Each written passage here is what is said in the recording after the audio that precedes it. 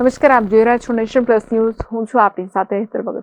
વડોદરા શહેરનું અકોટા ગામ છેલ્લા 3 મહિનાથી દૂષિત પાણીની ગંભીર સમસ્યાથી નાગરિકો ત્રસ્ત થઈ ઉઠ્યા છે.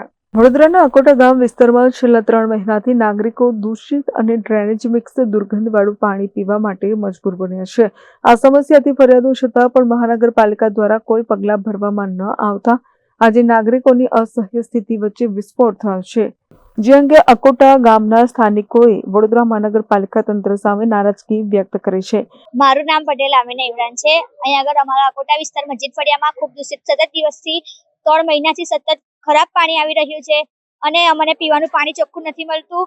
અહીંયા આગળ હાલ તમે જોઈ શકો છો કે આવું કાળું અને ગોચું પાણી આવે છે. અમને લાગે છે કે અમારા પાણીની લાઈન સાથે ગટરની લાઈન મિક્સ થઈ ગઈ છે, એના માટે અમારે ત્યાં આવું ખરાબ પાણી આવે છે. એમ મોદી સરકાર કહે છે કે જલ એ જ જીવન છે, તો આ જીવન અમારું આવું જીવન કાળું પાણી આપીને અમારું જીવન તમે સુધારવા માંગો છો એવું. અહીં આગળ તમે આવો છો તો કહો છો કે અમને વોટ આપો, અમે તમને પાણી ચોખ્ખું આપશું, રસ્તા બનાવી આપશું, તો તમે અમારા પાસેથી વોટ લઈને ખાલી તમારી ફરજ નિભાવો છો ને પછી કશું કરતા જ નથી. પહેલા પણ અમે વડીવાડી ગયા હતા ત્યારે 5-10 દિવસ માટે જ ચોખ્ખું પાણી આપ્યું, ત્યાર પછી સતત પાછું 1 મહિનાથી આવું ખરાબ પાણી આવી રહ્યું છે.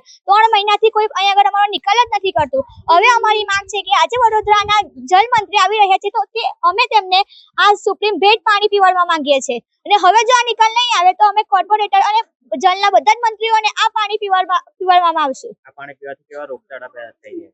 બધાને ચામડીના રોગ થાય છે, કોલેરિયા, મેલેરિયા અને કમળો જેવા બધાને રોગ થાય છે. નાગરિકોનું કહેવું છે કે ભાજપના 30 વર્ષના શાસનમાં પણ આજ સુધી તેઓને શુદ્ધ પીવાનું પાણી મળતું નથી. સ્માર્ટ સિટીના નામે કરોડોનું બજેટ ફાળવવામાં આવે છે, પણ મૂળભૂત સુવિધાઓમાં ભ્રષ્ટાચાર છુપાયેલો છે. સ્થાનિકોએ ખુલ્લેઆમ આક્ષેપો કર્યો છે કે સરકારી તંત્ર માત્ર જાહેરાતો કરે છે, પરંતુ જમીન પર તેમનું કોઈ કામ દેખાતું નથી.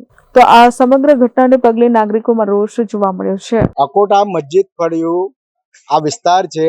છેલ્લા 3 મહિનાથી આ પ્રકારનું પાણી આ લોકોને આપવામાં આવી રહ્યું છે કોર્પોરેશન દ્વારા. વારંવાર અમે અધિકારીઓને જાણ કરી છે. અમે મોરચો લઈને વડીવાડી પણ ગયા. જ્યારે વડીવાડી ગયા ત્યારબાદ બીજે દિવસથી ચોખ્ખું પાણી માત્ર 5 થી 10 દિવસ માટે આવ્યું અને ત્યારબાદ ફરી પાછું આ જ પ્રકારનું પાણી આ લોકોને મળી રહ્યું છે. અમારી તો આ સ્પષ્ટપણે માંગણી છે, આ તમામ લોકોની સ્પષ્ટપણે માંગણી છે કે જ્યારે આજની તારીખે જલશક્તિ મંત્રી જ્યારે વડોદરામાં આવી રહ્યા છે તો આ તમામ લોકોની એ ઈચ્છા છે કે આ જે પાણી અમને પીવડાવવામાં આવે છે તો આ અમે એમને સુપ્રીમ ભેટ આપવા માંગીએ છીએ.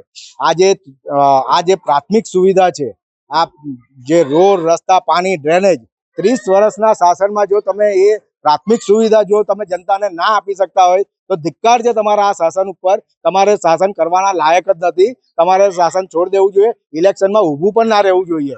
માત્ર ઇલેક્શનમાં ઊભા રહો છો ત્યારે વોટ માંગવા અહીંયા આવો છો અને આ લોકોને જ્યારે પ્રાથમિક સુવિધા તમે આપી નહીં શકતા તો તમને એ રાઈટ જ નથી કે તમારે ઇલેક્શનમાં ઊભું રહેવું જોઈએ.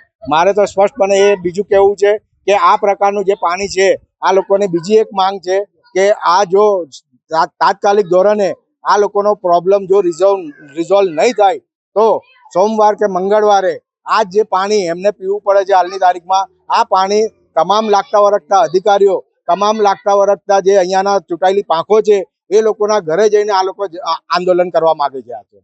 Report nation plus news Vadodara. સમાચારોના સતત અપડેટ મેળવવા માટે અમારી નેશન પ્લસ ન્યૂઝની યુટ્યુબ ચેનલને સબસ્ક્રાઇબ કરો, બેલ આઇકન દબાવો અને જોડાયેલા રહો ફેસબુક, ઇન્સ્ટાગ્રામ અને ટ્વિટર પર.